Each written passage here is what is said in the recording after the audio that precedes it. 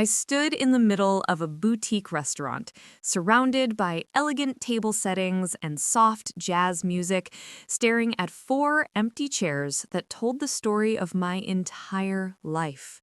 It was supposed to be my 40th birthday celebration, a milestone I'd been looking forward to for months. The reservation was made 6 weeks in advance. I'd sent reminders. I'd confirmed twice. And yet, here I was, completely alone, while the waitstaff pretended not to notice the woman celebrating her birthday by herself. My phone sat face up on the table, silent. No missed calls, no apologetic texts, nothing. When the server approached with a complimentary dessert, pity written all across his young face, I knew I'd hit rock bottom. But what happened next would change everything. My name is Victoria Hayes, and if you've ever felt invisible in your own family, stay with me, because what I'm about to tell you will show you exactly what happens when the forgotten daughter finally stops accepting crumbs. Before we jump back in, tell us where you're tuning in from, and if this story touches you, make sure you're subscribed, because tomorrow I've saved something extra special for you. The restaurant was called Meridian. One of those upscale places with cloth napkins and waiters who refill your water before you even realize it's half empty. I'd chosen it carefully, wanting something special, but not over the top. Somewhere my family could dress up a little, take some photos, maybe actually see me as someone worth celebrating. I arrived 15 minutes early, buzzing with nervous energy. 40 felt significant. It wasn't just another birthday, it was a threshold, a moment to reflect on everything I'd built, everything I'd survived. I wanted to share it with the people who were supposed to matter most. The hostess led me to our table by the window, overlooking the city lights beginning to twinkle as dusk settled in. I'd requested this specific spot. My younger brother Kyle loved window seats. My mother always complained about being stuck in corners. My father preferred watching the room. And my sister-in-law Jennifer, she'd want the Instagram-worthy backdrop. I thought of everything. I always did. 6:15 came and went. Our reservation was for 6 o'clock, but I wasn't worried yet. Traffic could be unpredictable. Maybe they were running late together, carpooling, planning some surprise entrance. 6:30 arrived, with still no sign of anyone. I texted the family group chat. "Hey, I'm here at our table. See you soon. Heart." The message showed as read almost immediately. No response. My stomach started tightening into that familiar knot, the one I'd felt countless times before but always tried to ignore. I ordered a glass of wine, telling myself I was being paranoid, that any minute now they'd come rushing through the door with sheepish apologies and warm hugs. By 7 o'clock, I'd finished that glass and ordered another. The couple at the next table kept glancing over with sympathetic looks that made my skin crawl. I smiled tightly, pretending to be absorbed in my phone, scrolling through nothing just to avoid their eyes. 7:30. The restaurant was filling up with Friday night energy. Couples on date nights, groups of friends celebrating, families laughing together. Everyone seemed to belong somewhere. Everyone except me. I finally called my mother. It rang 4 times before going to voicemail. Her cheerful recorded voice felt like a slap. "You've reached Patricia Hayes. I can't come to the phone right now, but leave a message and I'll get back to you." "Mom, it's me. I'm at Meridian for my birthday dinner. Just wondering where everyone is. Call me back." My voice cracked on the last word. I hated that. Hated the vulnerability, the neediness seeping through. Next, I tried Kyle, straight to voicemail. Then my father, same result. The server approached again, his expression carefully neutral. "Miss Hayes, would you like to order or would you prefer to wait a bit longer?" The kindness in his voice nearly broke me.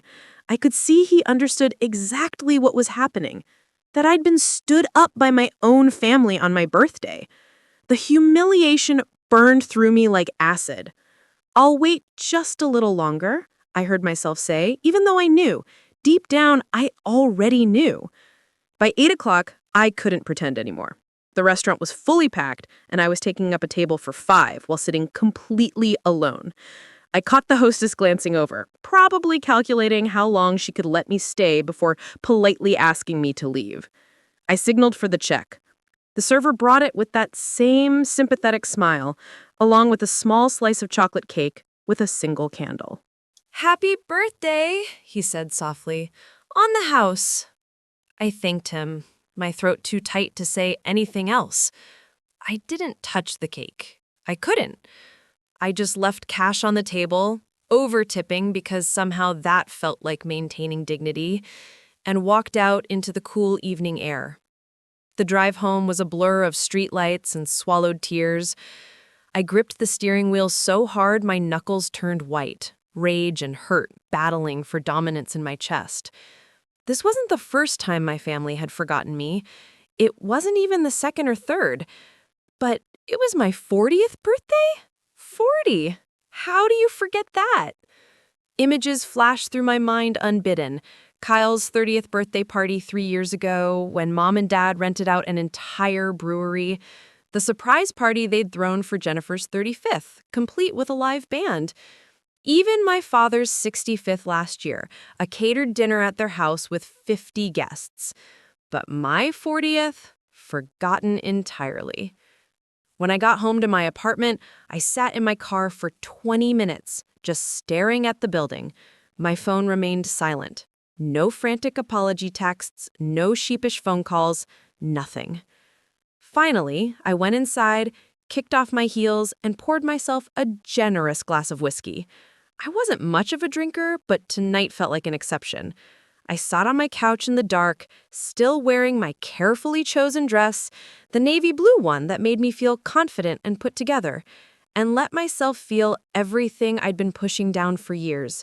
The hurt, the anger, the crushing realization that I simply didn't matter to them. My phone buzzed once around 10:30. A text from Kyle in the family group chat. "Crushed it at Topgolf tonight. Dad's got skills."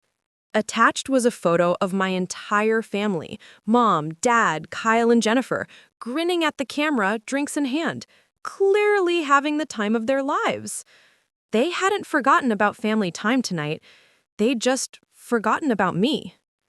I stared at that photo for a long time, something cold and hard crystallizing in my chest. This was the moment, the exact moment when something inside me shifted permanently. I didn't respond to the text. I didn't cry anymore. I just sat there in the darkness, finishing my whiskey, and began to understand that I'd spent 40 years waiting for people who would never show up. But I had no idea that in just 3 days, they'd remember I existed, not because they missed me, but because they needed something from me. And when that email arrived, everything would change.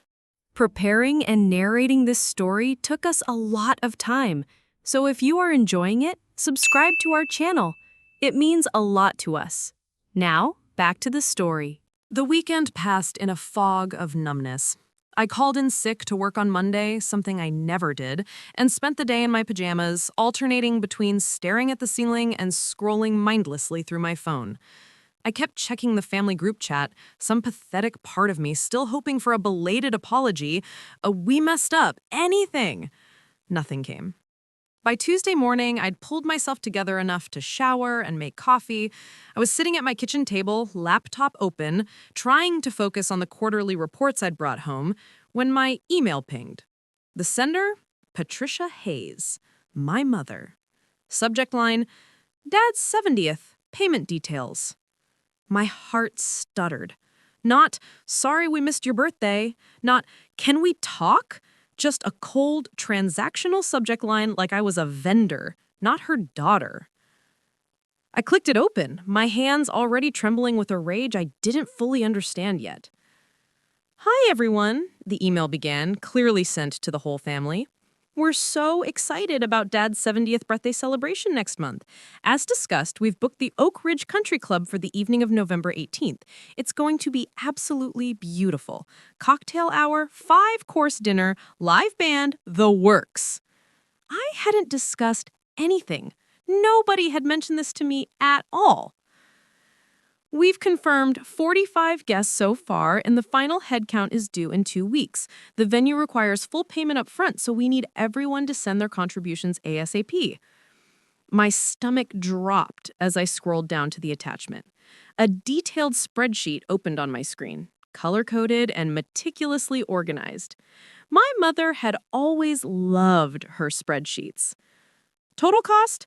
$15,400. My eyes scanned the breakdown: venue rental, catering, open bar, band, floral arrangements, custom cake, party favors. Every line item more extravagant than the last. Then I saw the family contribution section. Since this is a family celebration, we're splitting the costs among the kids. Kyle and Jennifer, Victoria, and Dad and I will each cover our share. I did the math quickly. 4 ways. That meant $3,850 per household. But wait, there was a footnote and red at the bottom? Since Victoria is single, her portion will be calculated per person rather than per household to keep things fair. Victoria's contribution, $1,800. I read that line 3 times, certain I was misunderstanding. $1,800. They wanted me to pay $1,800 for a party they hadn't even bothered to invite me to properly, just assumed I'd attend and pay for. This came 3 days after they had completely forgotten my 40th birthday. 3 days after I'd sat alone in a restaurant, humiliated and invisible. The email continued in my mother's cheery tone. No, it's a bit pricey, but Dad only turns 70 once. Let's make it memorable. Please Venmo me by Friday so we can confirm everything with the venue. Can't wait to celebrate together. Love, Mom. I closed my laptop slowly, carefully, like it might explode if I moved too fast.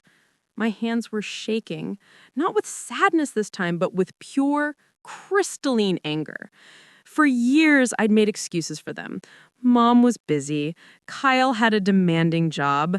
Dad wasn't good with dates. They didn't mean to overlook me. They just had a lot going on. I'd convinced myself that keeping the peace was more important than being seen. But this was different. They'd forgotten my milestone birthday entirely, couldn't spare 2 hours to have dinner with me, but now expected me to hand over nearly $2,000 for my father's party? A party they'd clearly been planning for weeks without mentioning a word to me? I opened my phone and looked at my bank account. I had the money. That wasn't the issue. I'd been saving carefully for years, building up an emergency fund, investing steadily. I'd always been the responsible one, the one who had her life together while everyone else seemed to coast on impulse and family support. I'd learned early to be self-sufficient because I had to be. And now they wanted to tap into that self-sufficiency for their benefit. My phone buzzed. A text from Kyle in the group chat. Got the email, Mom. Jen and I are in. Sending payment tonight. This is going to be epic. Jennifer followed up seconds later. Already sent. So excited. Should we coordinate outfits? I stared at their messages, feeling something fundamental shift inside me. They were all so casual about it, so certain I'd fall in line like I always did. The reliable daughter, the one who never complained, never caused drama, never asked for anything. I opened my Venmo app, found my mother's profile, and typed in an amount. My finger hovered over the screen for just a moment before I pressed send. Amount? $1. In the notes section, I typed, "Here's my contribution, $1 for one forgotten daughter." Then I sent a text to the family group chat. Got the email about Dad's party. Just sent my payment. Check your Venmo, Mom. I set my phone face down on the table and stood up, my heart pounding, but my mind clearer than it had been in years. I knew what would happen next. I knew the explosion that was coming. And for the first time in my life, I didn't care. I walked to my home office and opened my filing cabinet, pulling out a folder I'd kept for years. Records of every loan I'd given family members that was never repaid, every expense I'd covered temporarily, every time I'd been in the family bank with no expectation of return. Kyle's $3,000 when his startup failed, Jennifer's $1,200 for emergency dental work that turned into a vacation to Miami based on her Instagram post from that week, the $5,000 I'd given my parents when they claimed they were short on property taxes, only to see them buy a new boat 2 months later. I'd never kept track to hold it over them. I'd kept track because some part of me hoped that one day they'd acknowledge it. They'd see how much I'd sacrificed, how much I'd given, and maybe they'd appreciate me. But appreciation never came. Only more requests, more assumptions that I'd always be there with an open wallet and closed mouth. My phone started buzzing frantically on the kitchen table. I could hear it from my office, a constant vibration of incoming messages. I didn't rush to check it. Instead, I sat down at my desk and began making a list. A careful, methodical list of every financial tie I had to my family. Netflix account they all used. $15.99 a month under my subscription, 4 profiles that weren't mine. Spotify family plan. $16.99 a month. I was the only one who'd ever paid. My parents' cell phone bill, added to my plan 3 years ago when they claimed they couldn't afford the increase in their own plan, $120 a month. The storage unit I was renting to keep their temporary belongings while they downsized, $89 a month for the past 2 years. Amazon Prime, my account, their constant orders. The gym membership I'd gifted Kyle for his birthday 2 years ago, set to auto-renew on my card, $45 a month. I added it all up. For years, I'd been subsidizing their lives to the tune of hundreds of dollars monthly, and that didn't even count the major loans that were never repaid. My phone was still buzzing. I finally stood up and walked back to the kitchen, picking it up to see 17 missed calls and 23 text messages, all from the last 10 minutes. I scrolled through them slowly, savoring each one. Mom, Victoria, there must be some mistake with your Venmo. Can you resend? Kyle, very funny, Vic. Now, seriously, when are you sending the actual amount? Dad, rare for him to text. This is inappropriate. Call your mother. Jennifer, awkward much? Just pay your share like an adult. And then my mother again, the tone shifting. Victoria Marie Hayes, I don't know what's gotten into you, but this childish behavior needs to stop. We need that money by Friday. I read them all twice. Then I opened my laptop and began typing a response. Not to the group chat, but a detailed email that would say everything I'd been holding back for 40 years. But before I could finish the first paragraph, my phone rang. Mom, calling for the 4th time. I answered, my voice steady and cold. Hello, Mother. What happened in that phone call would set off a chain reaction that none of us could stop. Victoria, what on earth is this? My mother's voice came through the phone sharp and incredulous, like I'd just committed some unforgivable social crime. I took a slow breath, settling deeper into my kitchen chair. It's exactly what it looks like, Mom. $1. My contribution to Dad's party. Don't be ridiculous. This is your father's 70th birthday. We're trying to do something special for him. Special, I repeated, the word tasting bitter. Like how special my 40th was? There was a pause. A long, telling pause that confirmed what I already knew. She'd forgotten entirely. Your 40th? Her tone shifted slightly, confusion bleeding into defensiveness. Victoria, when was your... Oh, that was last weekend, wasn't it? Friday night, actually, at Meridian, where I sat alone at a table for 5 for 2 hours while you all went to Topgolf. Now, sweetheart, Kyle organized that last minute. It was just a spontaneous thing. You know how he is. So spontaneous that all four of you showed up, with time to take photos and post about it? My voice remained calm, but I could feel my pulse in my throat. I sent 3 reminders about dinner, Mom. I confirmed the reservation with everyone 2 days before. You replied, "Sounds lovely, dear." Remember that? Another pause. Well, I'm sure I just got my dates mixed up. You know how busy things have been. Busy planning Dad's party, apparently. A party that's been in the works for weeks that nobody mentioned to me until you needed money. That's not fair, Victoria. Her voice took on that wounded quality she'd perfected over the years, the one designed to make me feel guilty for having feelings. We love you very much. Do you? The question came out harder than I intended. Because love usually involves showing up, remembering, caring enough to send a text message. Victoria Marie, I will not be spoken to like this. You're being incredibly hurtful. Something inside me snapped. I'm being hurtful? I sat in a restaurant alone on my 40th birthday. 40! The waiters felt so sorry for me, they brought me free cake. Do you have any idea how humiliating that was?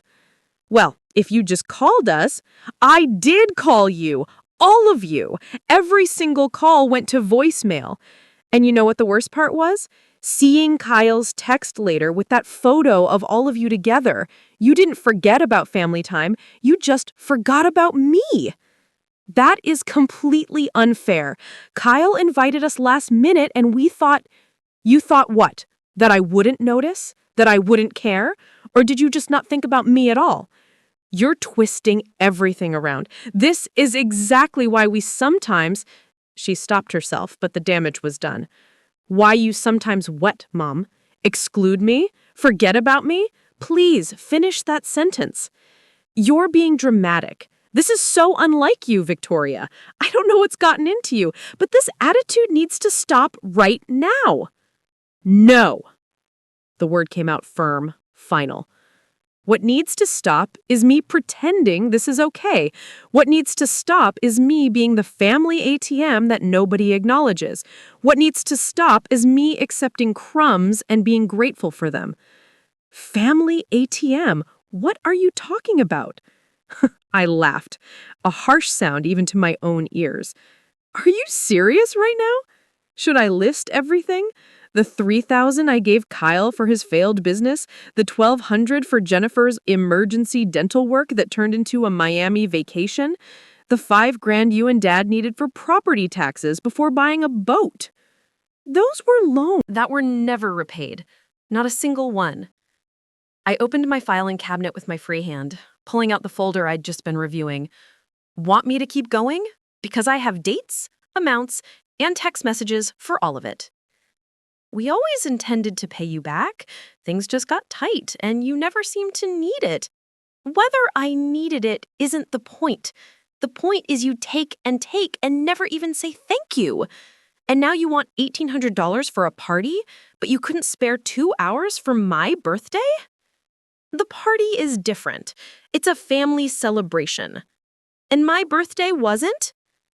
My voice cracked despite my best efforts. What am I, Mom?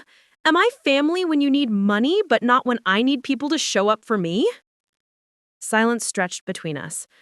I could hear her breathing, could almost picture her in their kitchen, probably pacing herself, trying to figure out how to regain control of this conversation. Victoria, you're clearly upset. Why don't we talk about this when you've calmed down? I am calm. For the first time in years, I'm seeing things clearly. And what I see is that I've been subsidizing all of you while getting nothing in return. That's a horrible thing to say. Family isn't about keeping score. You're right, it's not. But it's also not about being forgotten constantly. It's not about only being remembered when there's a bill to pay. I took a breath, steadying myself. So here's what's going to happen. That dollar is my contribution to Dad's party. If you want to tell him why, that's your choice. You can't be serious. I've never been more serious in my life. So you're going to ruin your father's birthday because you're throwing a tantrum about yours? The accusation hung in the air. Tantrum. as if 40 years of being overlooked was a tantrum, as if standing up for myself was childish. I'm not ruining anything, Mom. I'm just not funding it. There's a difference. Victoria, if you don't send that money by Friday, what? You'll stop calling me? You'll cut me out of the family? I laughed again, colder this time. You already don't call me. You already act like I don't exist unless you need something. So what exactly am I losing here? How dare you? After everything we've done for you. What have you done for me, Mom? Specifically, tell me one thing you've done for me in the last 5 years that wasn't obligatory or because I paid for it myself. The silence that followed was answer enough. That's what I thought, I said softly. I'm not sending the money. I'm not coming to the party. And honestly, I don't think any of you will even notice I'm not there. Victoria, I have to go now. I have some things to take care of. What things? I looked at my laptop, at the list of subscriptions and accounts I'd been compiling. Just some account maintenance, nothing you need to worry about. Victoria Marie Hayes, don't you dare hang up on me. I ended the call. My hand was shaking as I set the phone down, but not from fear or regret, from adrenaline, from the rush of finally saying all the things I'd been holding inside for decades. The phone immediately started ringing again, Mom calling back. I declined it. She called again. Declined. Then a text. This conversation is not over. I typed back, yes, it is. Then I opened my laptop and began the process I'd been planning since I saw that invoice. It was time to show them exactly what my contributions had really meant. It was time to cut every single financial cord that tied me to them. And I was going to start with the subscriptions that made their comfortable lives possible. My phone buzzed with another call. Kyle this time. I let it go to voicemail. Then Jennifer. Then Dad. They were panicking. Good. For once, I wouldn't be the one scrambling to fix everything. I opened Netflix first, clicked on account settings, and began removing profiles one by one. Kyle's profile, Jennifer's, Mom's, Dad's. 4 profiles deleted in less than 30 seconds. Then I moved to Spotify. Same process. Clean, efficient, final. My phone was buzzing constantly now, a symphony of missed calls and angry texts. I silenced it completely and kept working. This wasn't revenge. This was liberation. And I was just getting started. Amazon Prime was next on my list. I logged in and navigated to the household sharing settings, where 4 additional profiles stared back at me like accusatory ghosts. Mom had her own wish list full of gardening supplies and mystery novels. Dad's recent orders included golf accessories and bourbon. Kyle had apparently used my Prime account to furnish half his apartment, judging by the order history. Jennifer's purchases were a mix of home decor and beauty products, all with free 2-day shipping courtesy of my membership. I clicked remove next to each name, confirming each deletion with a satisfaction that surprised me. 48 hours ago, this would have felt impossible, cruel even. Now it felt like basic self-respect. My phone continued its frantic buzzing on the counter, screen lighting up every few seconds with new notifications. I'd turned off the sound, but I could still see the names flashing: Mom, Kyle, Dad, Jennifer, Mom again. The desperation in their attempts to reach me was almost funny. Almost. Next came the cell phone account, the big one. 3 years ago, my parents had asked if they could join my plan temporarily, just until we sort out our finances, Mom had said. The rates are so much better with a family plan, and you know how these phone companies gouge you? Temporary had turned into 3 years of me covering their monthly bills. I pulled up the carrier's website and logged into my account. 2 additional lines under my name, Patricia Hayes and Robert Hayes. Combined cost, $120 per month, times 36 months. I'd paid over $4,000 for their phone service. The website made it easy. Remove line from account? Yes. Confirm removal? Yes. This line will be disconnected within 24 hours. I clicked through the prompts twice, once for each of them, then sat back and imagined the moment their phones would stop working. The confusion, the frustration, the realization that their temporary arrangement had come to an end. The gym membership was simpler. I'd given Kyle a year-long membership for his 28th birthday, and he'd casually mentioned 6 months in that he'd gotten so used to having it. I'd never officially canceled it, letting it auto-renew on my card month after month. A quick call to the gym's customer service, automated, thankfully, no need to explain myself to a human, and it was done.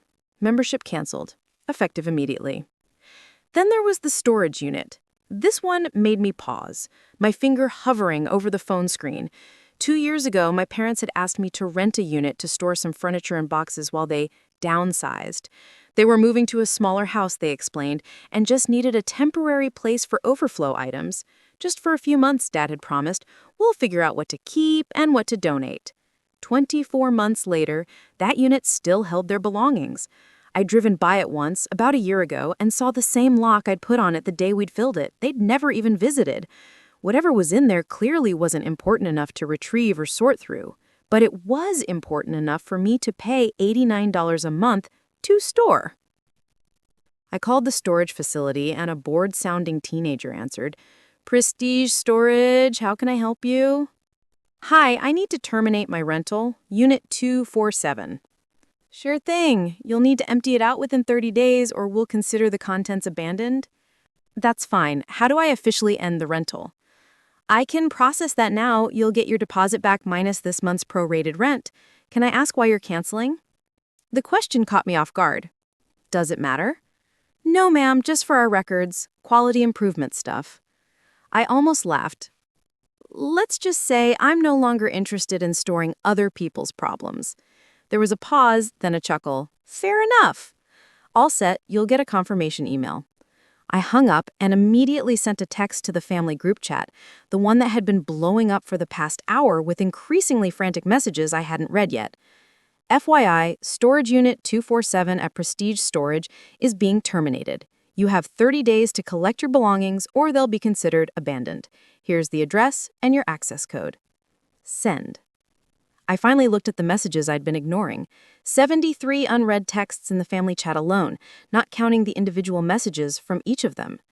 Kyle, seriously, what is your problem? Just send the money and stop being dramatic. Jennifer, this is so embarrassing. What are we supposed to tell people? Mom, Victoria, you're breaking your father's heart. He doesn't deserve this. Dad, your mother is very upset. Call her immediately and apologize. Kyle again. My gym just told me my membership was canceled. Did you do that? Mom, why isn't my phone working? Victoria, what did you do? Jennifer, Netflix isn't working. Did you change the password? I scrolled through them all, watching the progression from entitled anger to confusion to the dawning realization that I was serious, that I wasn't backing down. The most recent message was from Kyle, sent 3 minutes ago. Okay, I think we need to talk about this like adults. Can you call me? I typed a response to the group chat, my fingers steady. I've removed everyone from services I was paying for. Consider it me respecting your independence as adults who can manage your own subscriptions and bills. As for Dad's party, my position hasn't changed. I hope you have a lovely celebration. Before anyone could respond, I added, also, I'm muting this chat. If there's a genuine emergency, and I mean an actual emergency, not a Netflix crisis, you can leave a voicemail. Then I did exactly that, muted the family group chat for the first time in its 5-year existence. My personal phone was still buzzing with individual texts, but I ignored them. Instead, I opened my laptop and composed an email, not to my family, but to my bank. Dear First National Bank, I'm writing to request detailed records of all transfers, payments, and transactions made from my accounts to the following individuals over the past 7 years. I listed their names, account information where I had it, and approximate dates for the major loans. I wanted documentation, not for revenge, but for clarity. I wanted to see, in black and white, exactly how much I'd given over the years. The bank would take a few days to compile everything, but I had time. I wasn't going anywhere. My phone pinged. A message from my boss, thankfully unrelated to family drama. Hope you're feeling better. Don't worry about the Taylor presentation. Moved it to next week. Rest up. I'd forgotten I'd called in sick. It felt like a lifetime ago, though it had only been this morning. I sent back a quick thank you, then closed my laptop. The apartment was quiet, peaceful even. Outside my window, the city hummed with early evening activity. People heading home from work, meeting friends for dinner, living their lives without the weight of toxic family dynamics crushing them. My phone rang again. Not the family this time, a number I didn't recognize.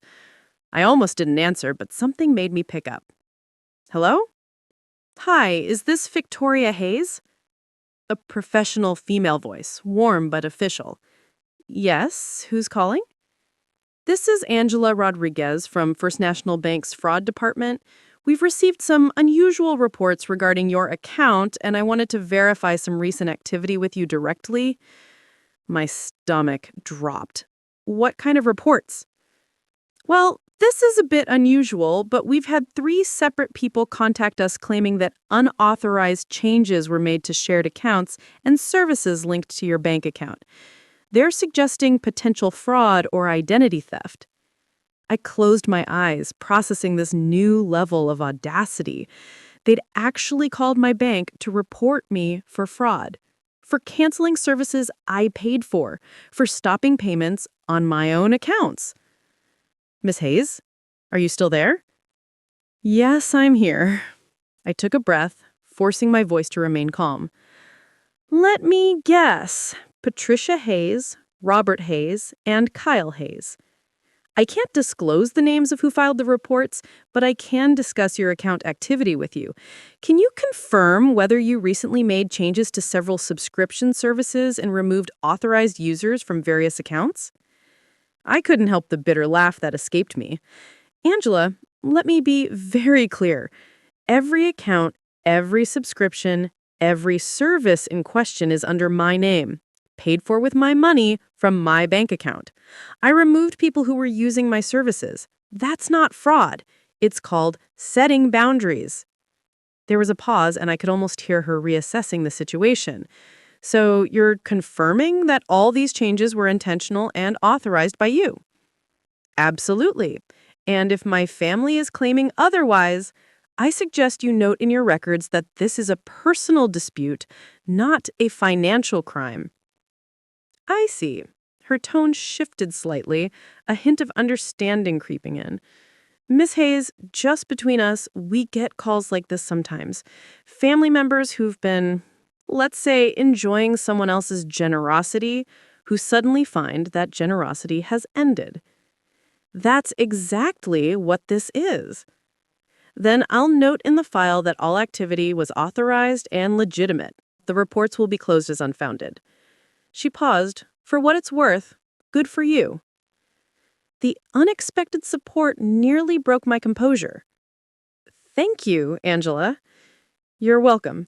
And Ms. Hayes, you might want to consider adding extra security to your accounts. Sometimes when people are desperate, they try to guess passwords or call pretending to be the account holder. I'll do that. Thank you for the heads up. After we hung up, I sat for a long moment staring at my phone.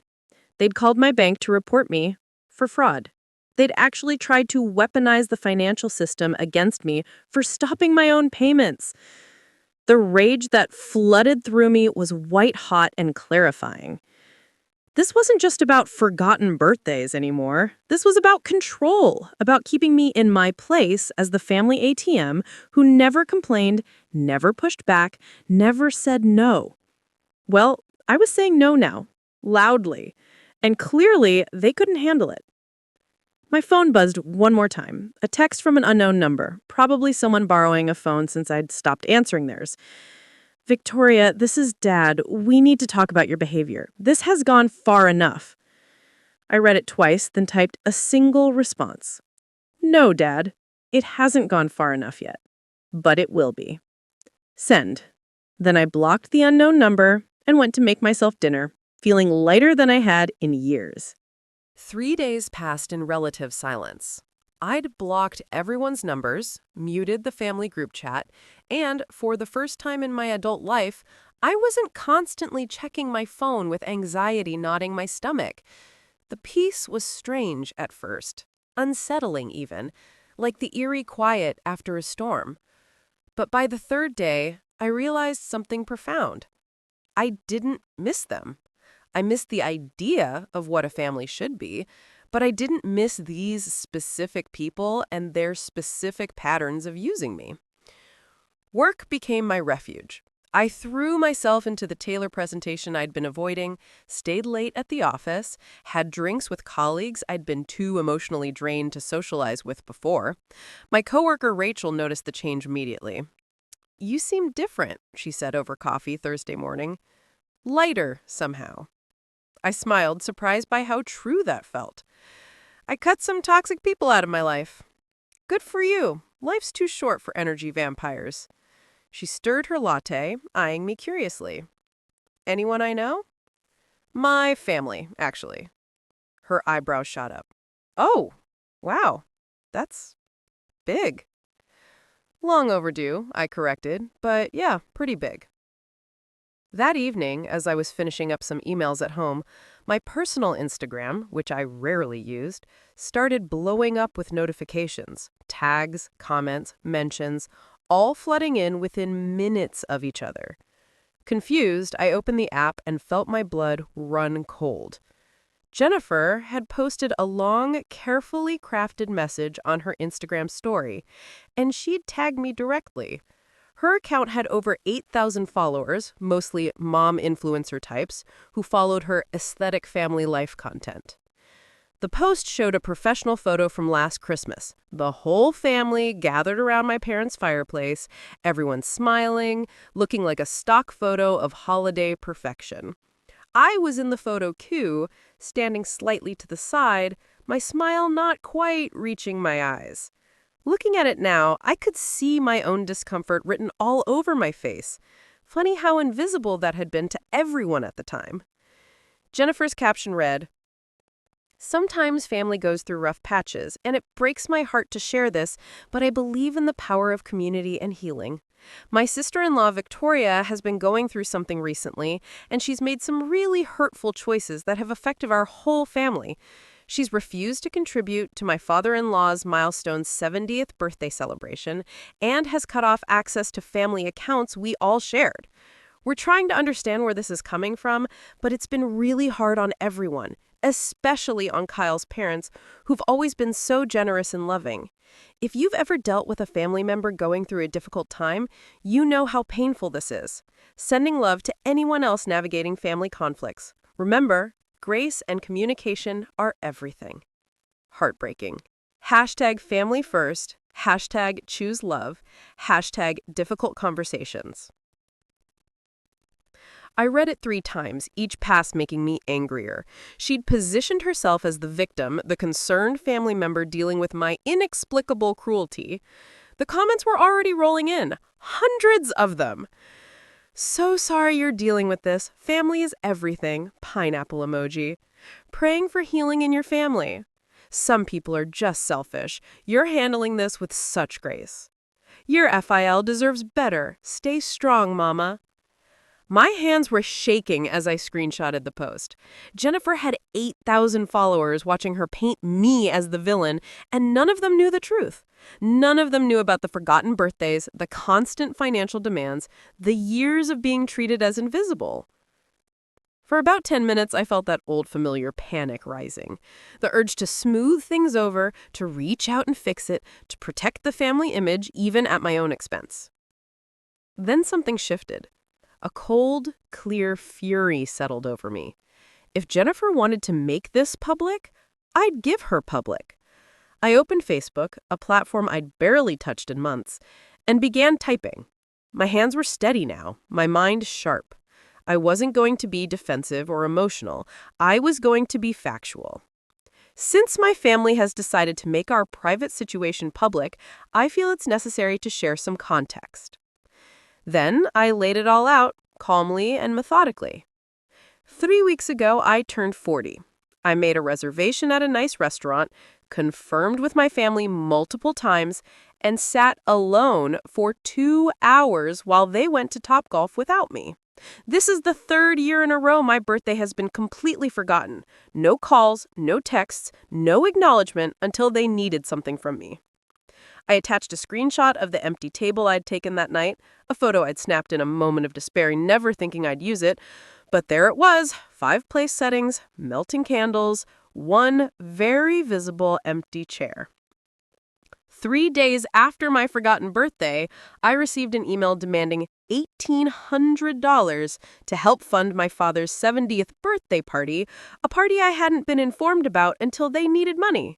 This came from the same people who couldn't spare 2 hours for me. I attached a screenshot of my mother's email, making sure to highlight the cost breakdown and the casual tone, the complete lack of acknowledgement of what they'd just done to me.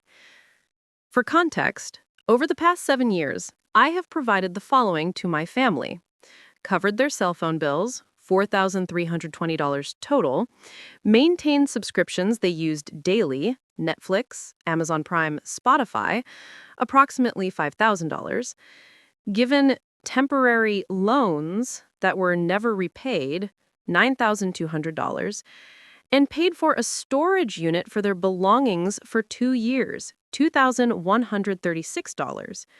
This doesn't include countless smaller expenses, gifts, and financial bailouts. I included screenshots of bank transfers, carefully blurring out account numbers but leaving dates and amounts visible. When I declined to pay $1,800 for a party celebrating someone who forgot my milestone birthday, and when I removed them from services I was paying for, they called my bank to report me for fraud, for canceling subscriptions under my own name, paid with my own money. The bank fraud attempt screenshot was devastating in its absurdity. I'd requested documentation from Angela at the bank, and she'd been sympathetic enough to provide a formal letter stating the claims had been investigated and deemed unfounded. I'm not sharing this for sympathy or to hurt anyone. I'm sharing this because my family chose to publicly paint me as cruel and unreasonable, and I will not allow that narrative to stand unchallenged. Setting boundaries is not cruelty. Expecting basic respect is not selfishness, and refusing to be a silent ATM is not a difficult time I'm going through. It's self-respect I should have had years ago. I paused, reading over what I'd written. It was honest, factual, and damning. For a moment, doubt flickered. Was this too much? Was I stooping to their level? Then I remembered sitting alone in that restaurant, the pity in the waiter's eyes, the humiliation burning through me. I remembered Jennifer's post painting me as unstable and selfish while she played the gracious, suffering family member. No, they'd made this public. I was just telling the truth. To anyone who has ever felt invisible in their own family, who has been expected to give endlessly while receiving nothing in return, who has been labeled difficult for finally saying no, I see you. You're not crazy. You're not selfish. You're just done being used. I added one final line. And to my family, if you're reading this, you taught me to accept crumbs. I'm teaching myself that I deserve the whole meal. My finger hovered over the post button for just a second.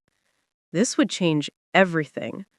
There would be no going back from this level of public exposure. I pressed post. The response was immediate and overwhelming. Within 5 minutes, I had over 100 reactions and dozens of comments. Within 30 minutes, the post had gone viral in a way I never anticipated. Friends I hadn't spoken to in years reached out. Victoria, I had no idea you went through this. This happened to me with my family. Thank you for speaking up. You are incredibly brave for sharing this. Strangers began commenting with their own stories, long paragraphs about golden child siblings, forgotten birthdays, families who only called when they needed money. My post had touched a nerve, opened a floodgate of people who'd experienced exactly what I had, but never had the courage to name it publicly. My phone started ringing. Blocked numbers I knew were my family trying to reach me through other people's phones. I ignored every single one. Then my email pinged. Subject line, "Take it down now." It was from Kyle, and the message was exactly what I expected. What the hell is wrong with you? Delete that Facebook post immediately. Do you have any idea what you've done? Mom is hysterical. Jennifer is getting attacked in her comments, and Dad won't even come out of his office. This is beyond cruel, Victoria. Take it down and apologize, or I swear. The email cut off there, as if he couldn't even finish the threat. I didn't respond. Instead, I poured myself a glass of wine, curled up on my couch, and continued reading the comments on my post. Hundreds of people were sharing their stories, supporting each other, finding solidarity in shared pain. I thought going public would feel vindictive or petty, but instead, it felt like exhaling after holding my breath for 40 years. My phone buzzed with a text from Rachel, my coworker. Just saw your Facebook post. Holy shit, Victoria, are you okay? Do you need anything? I typed back, I'm better than I've been in years, actually. Thank you for asking. And I meant it. The truth was out there now. The perfect family image my parents had carefully cultivated, the gracious influencer persona Jennifer had built, the illusion that I was just the difficult daughter having a breakdown, all of it was crumbling under the weight of documented facts. They could call me cruel, they could claim I was overreacting, but they could not deny the screenshots, the bank records, the timeline of events. For the first time in my life, I wasn't the invisible daughter. I was the one telling the story. And the whole world was finally listening. By Friday morning, my Facebook post had been shared over 3,000 times. It had jumped platforms. People were discussing it on Twitter, Reddit threads had been created dissecting the family dynamics, and somehow a TikTok commentary channel with 500,000 followers had made a video about it. I woke up to find myself accidentally internet famous, the face of family scapegoating and financial abuse. My inbox was flooded. Interview requests from podcasts about toxic families, messages from online publications wanting to feature my story, and even a literary agent asking if I'd ever considered writing a memoir. It was surreal and overwhelming, but also strangely validating. Thousands of strangers saw what my own family had refused to acknowledge for 40 years.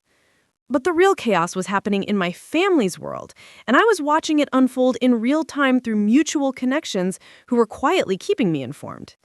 My cousin Diane, Dad's brother's daughter, someone I'd gotten along with, sent me a cautious text. Hey, Vic, just wanted to check in. Aunt Patricia called my mom last night absolutely sobbing. She's telling everyone you've launched some kind of smear campaign against them. But I read your post. I didn't know things were that bad.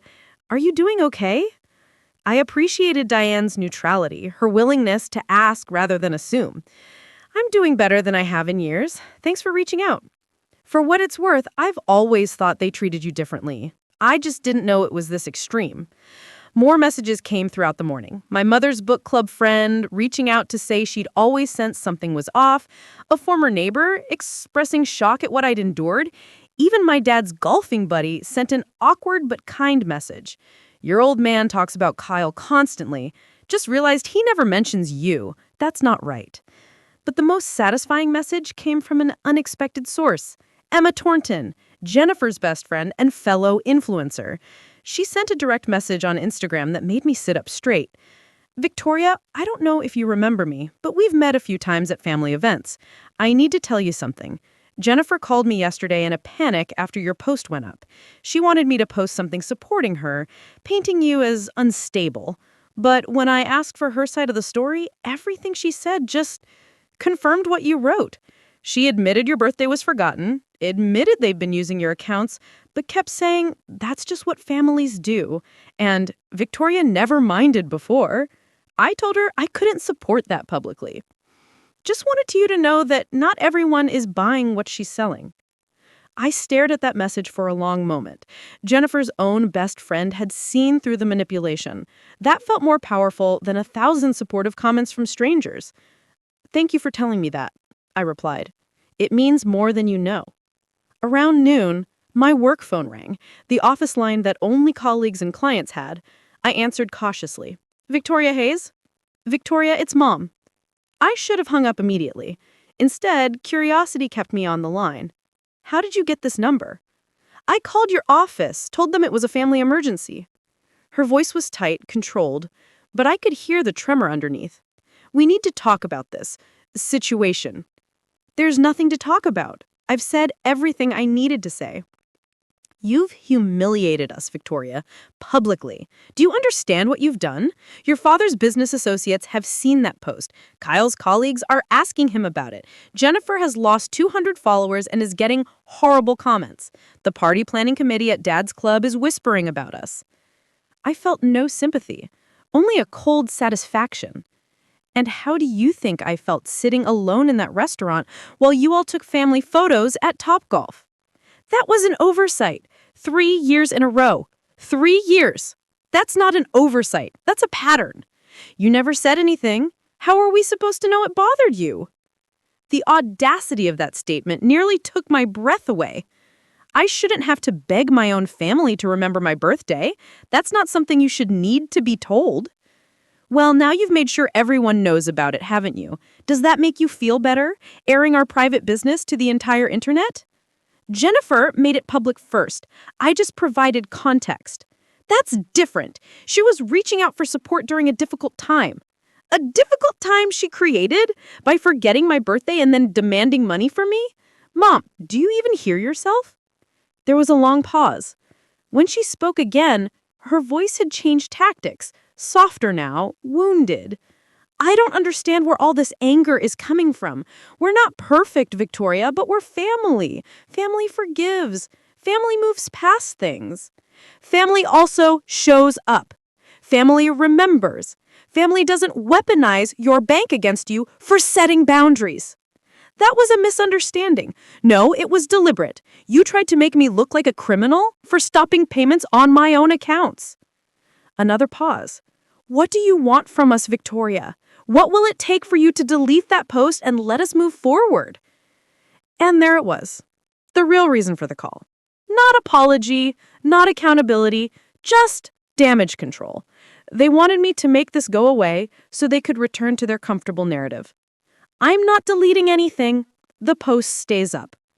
Victoria, please think about what this is doing to the family. I am thinking about family. I'm thinking about 40 years of being the family member nobody thought about.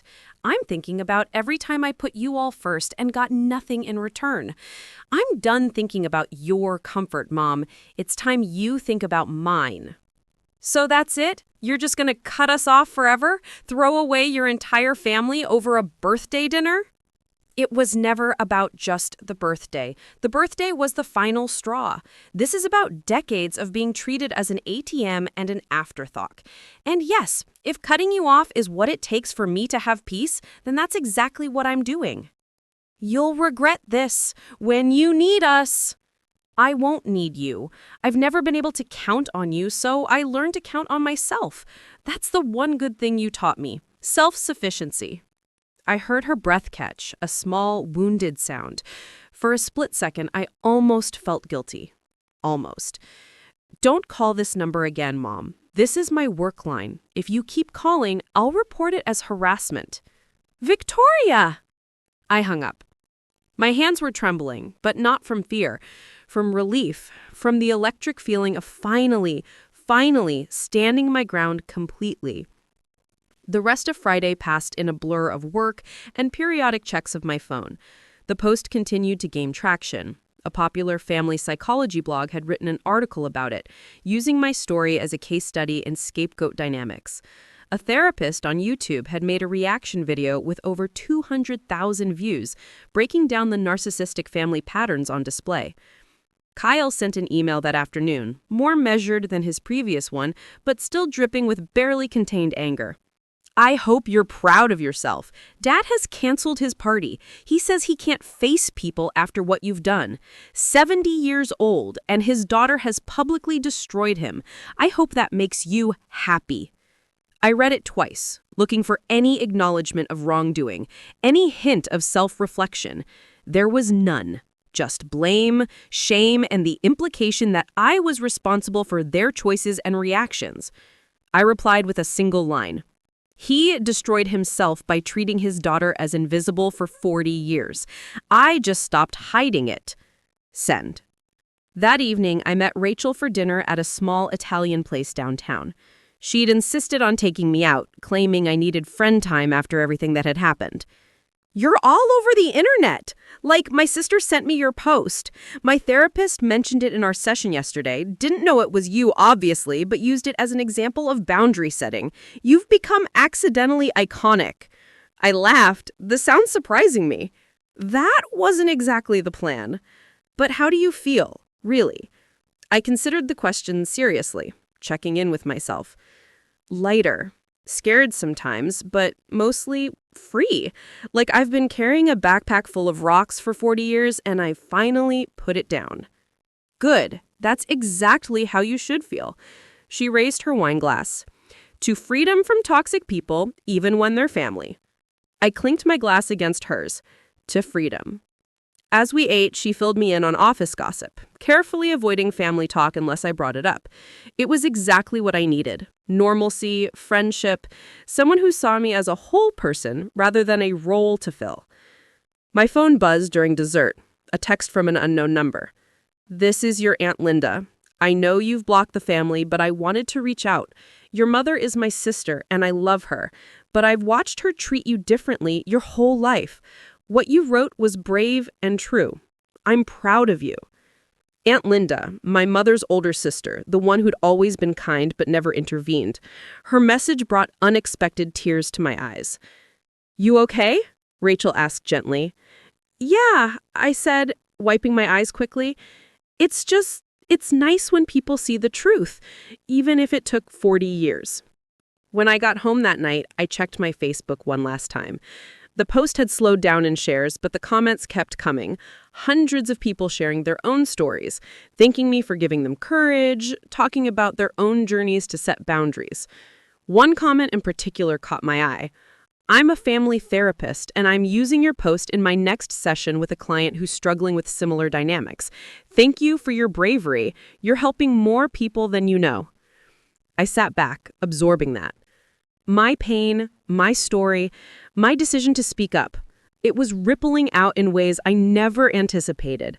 I wasn't just standing up for myself anymore. I was standing up for everyone who'd been made to feel invisible by the people who should have seen them most clearly. My phone rang one last time that night, another blocked number. I didn't answer. Instead, I turned my phone off completely, made myself a cup of tea, and opened my journal. I had years of stories to tell, patterns to process, healing to begin. For the first time in my life, I had the space to do it. The family that had taken so much from me for so long no longer had access to take anything more. And that felt like victory. 2 months after my Facebook post went viral, I celebrated Thanksgiving with people who actually wanted me there. No obligation, no guilt, no invisible expectations hanging in the air like smoke, just genuine connection. Rachel had invited me to her family's Thanksgiving in Portland, but I had politely declined. I wasn't ready for someone else's family dynamics, even healthy ones. Instead, I organized something smaller, more intentional. My apartment became the gathering place for what I started calling my chosen family.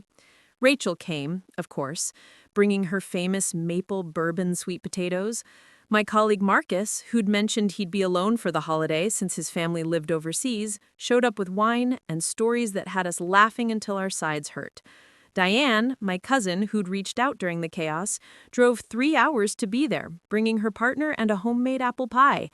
And Emma Tornton, Jennifer's former best friend, surprised me by accepting my invitation, arriving with flowers and a confession that she'd finally ended her friendship with Jennifer after seeing how she'd doubled down on the victim narrative.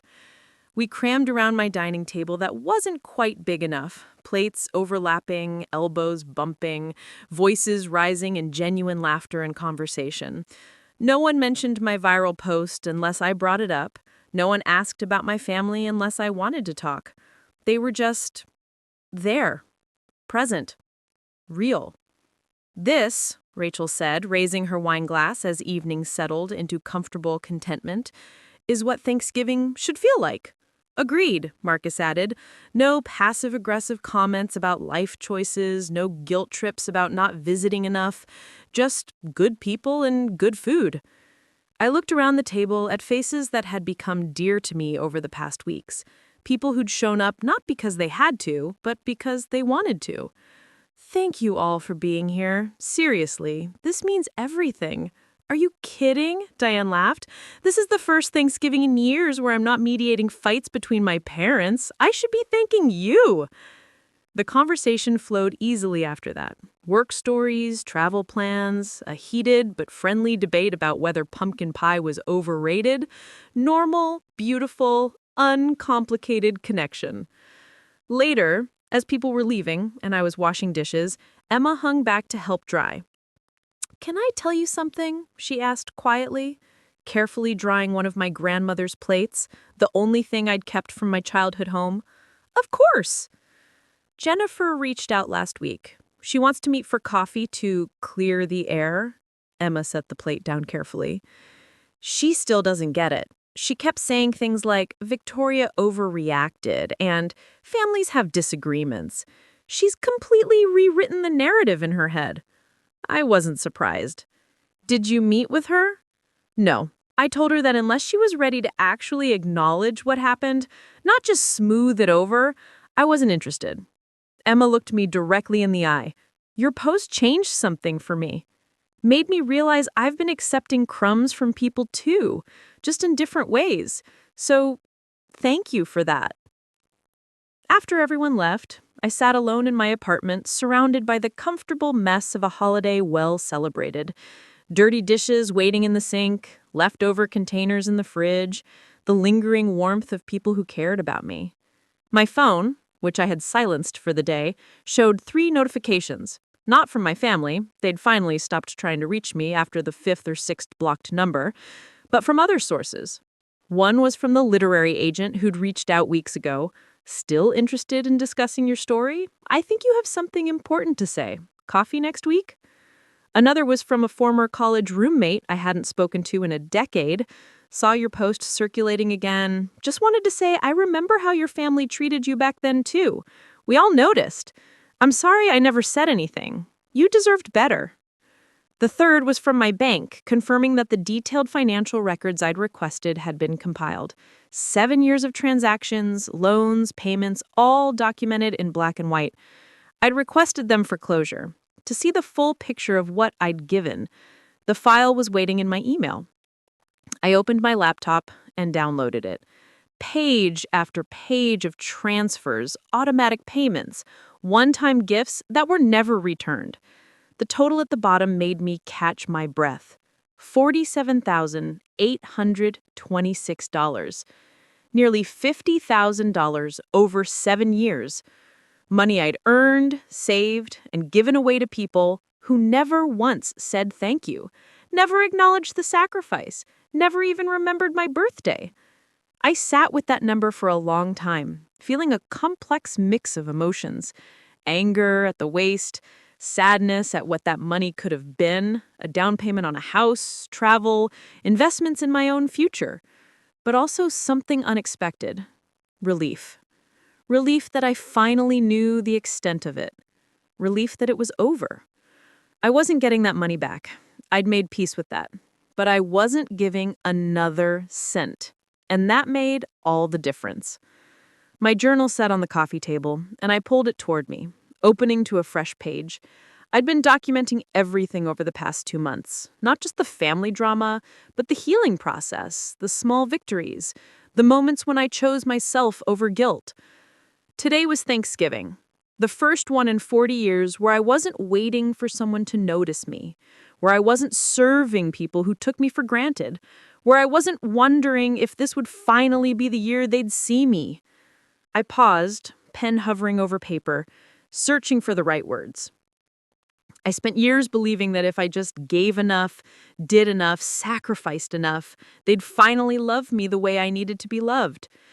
But the truth is simpler and sadder. They did love me the way they were capable of loving.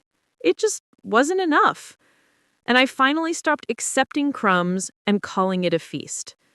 The words flowed easier after that, filling pages with reflections on chosen family, boundaries, and what it meant to reclaim your own narrative. When I finally set the pen down, it was nearly midnight. I walked to my window and looked out at the city lights, thinking about my family somewhere out there. Were they having Thanksgiving dinner? Was there an empty chair where I used to sit? Did they notice my absence? Or had they simply redistributed the side dishes I would have brought? I'd probably never know, and I was surprised to realize I didn't need to. Their story was theirs now. Mine was my own.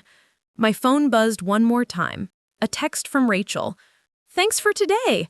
Best Thanksgiving I've had in years. You okay over there?" I smiled and typed back, "Better than okay. I'm home." And I was. Not in the apartment itself, though I loved it, but home in the sense of finally belonging to myself, of finally being seen and valued by people who mattered, of finally understanding that family isn't who you're born to, it's who shows up. The viral post had died down by now, replaced in the internet's attention by newer dramas and stories, but the impact remained. I still got messages weekly from people thanking me, sharing their own journeys, asking for advice on setting boundaries. A podcast about family estrangement had featured my story. A university professor had asked permission to use it in her psychology course. My pain had become purpose. My breaking point had become other people's breakthrough. I thought about that email from the literary agent. Maybe I would meet with her. Maybe there was more story to tell, more healing to share. Or maybe I'd just live my life quietly, surrounded by people who chose me, building a future that looked nothing like my past. Either way, I was free. Finally, completely free. I turned off the lights and headed to bed, grateful for the first time in my life for the empty place at my table, the space I'd reclaimed for myself. My family had taught me I was invisible. I'd taught myself I was unforgettable. And every single day moving forward, I'd prove it to the only person whose opinion actually mattered, me.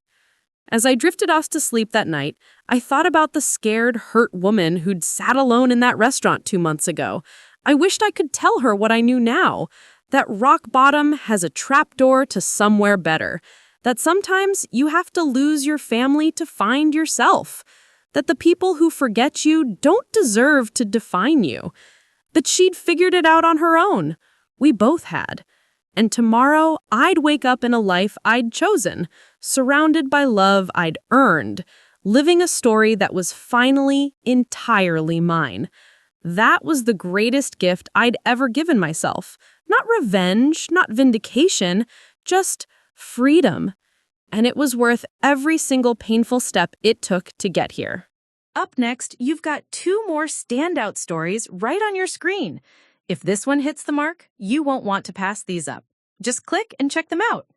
And don't forget to like, subscribe, and turn on the notification bell so you don't miss any upload from us.